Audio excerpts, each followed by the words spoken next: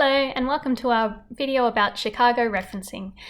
This is a reminder that you can come and see us throughout your degree. So we're offering appointments online via Zoom at the moment. If you have quick questions about referencing, for instance, you could go and see the peer writers. You can go and see the writing coaches for things like assignments and essays that you have coming up. And if you have longer pieces of work, so say for instance you're doing an ANIP report or an honours thesis or a PhD thesis, you can come and see a learning advisor. Now, we're going to be talking about Chicago referencing, and some of you might be referencing just by typing it in manually. Others might be using EndNote or Mendeley or Zotero, one kind of piece of software to help you reference. Now, whichever kind of approach you use, you will need to use a style guide because any of these approaches can have mistakes that you will need to actually check to use the style guide appropriately.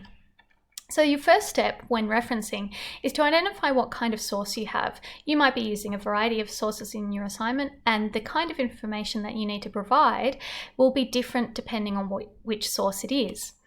And don't be fooled by these kinds of explanations about what to reference. When journal articles say to cite this article, they are actually using the style of their own journal article.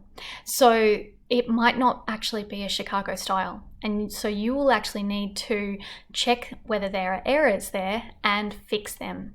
So your second step is to actually get to the style guide.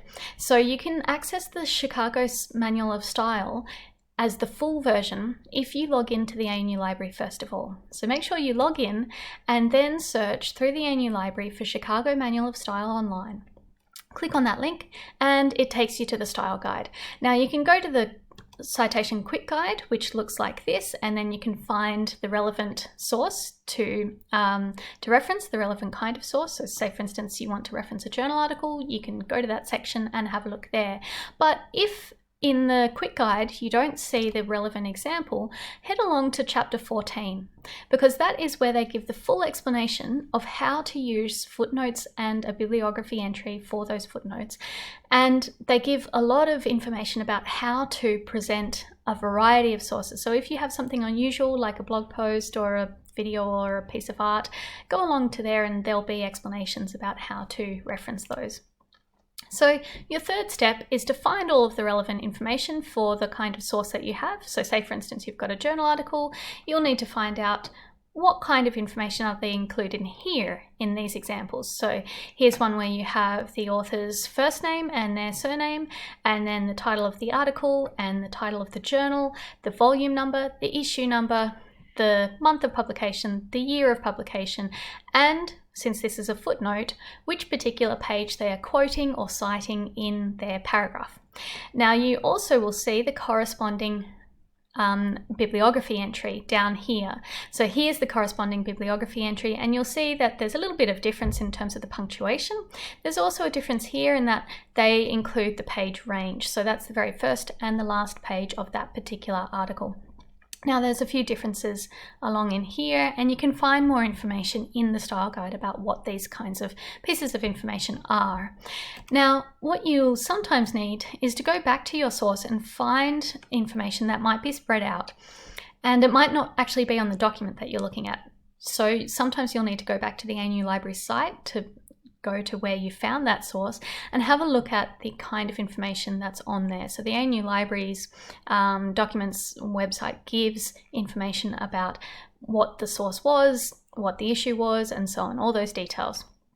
And then your last step is to really follow the guide very, very closely. So make sure that for your footnote, you're following the guide really, really closely, and the bibliography entry in a very close way as well, because there are differences between them. So watch out for things like punctuation, the order of the author's name. So in the bibliography entry, the first author's name position changes. So you've got the family name first and then the first name and so on.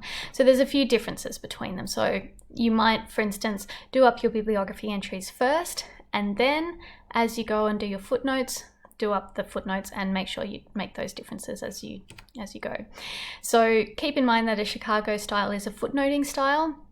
So you provide a footnote at the bottom of each page whenever you reference that source, and then in the bibliography entry, you just provide one entry per source that you used. So the reference list or the bibliography entries need to be in alphabetical order by the first author's name. So it's by surname of the first author. Now keep in mind that one quirk of the Chicago Manual of Style is that when you've got 2 people or 3 people or so on in the position of author, in this case it's editors, only the first person has their name reversed. So only the first person's family name comes first. The rest have their family name come second after their first name. So in sum, make sure that you follow these 4 steps. And if you're interested in using EndNote, the ANU library provides it for free for all ANU students. So there's lots of information online about how to use EndNote. Now, one word of warning is that it does take a while to get used to. So making sure that you know how to use your style guide before you actually launch into using EndNote is really, really helpful so that you can pick up when EndNote's made mistakes. The other thing that you can do is look into things like Mendeley and Zotero. They're online versions of pieces of software. They're very similar to EndNote, and they have lots of online resources too. They're a little bit easier to use. ANU Library does provide support for Mendeley, and they provide advice and webinars and things like that too, so you can go along to their things as well. Now, also, talking about referencing, do make sure that you use the Turnitin practice site to make sure that when you've quoted and paraphrased and used sources, that it's turning up appropriately. And there's writing and referencing resources on the site to give you more advice there. So remember, make sure that you do check which style you need to use. This has been particularly about Chicago Manual of Style for footnotes and bibliography, but do check if you need to use a different style, in which case it'll look very, very different and you'll need to find a different style guide. Make sure you use a reputable style guide. So Chicago Manual of Style has its own one, which is what we looked at. But if you're using another style, you'll need to find one that's reputable. And you can use tools like EndNote to help you, but do make sure that you check for consistency in your references. Check back against the guide and make sure that you reference as you go. So reference whenever you use sources. It saves you a lot of time in the end. And if you have further questions, you can ask ANU Academic Skills, so you can come and see us in appointments, and the library can help you out with the pieces of software as well. All right, best of luck everyone.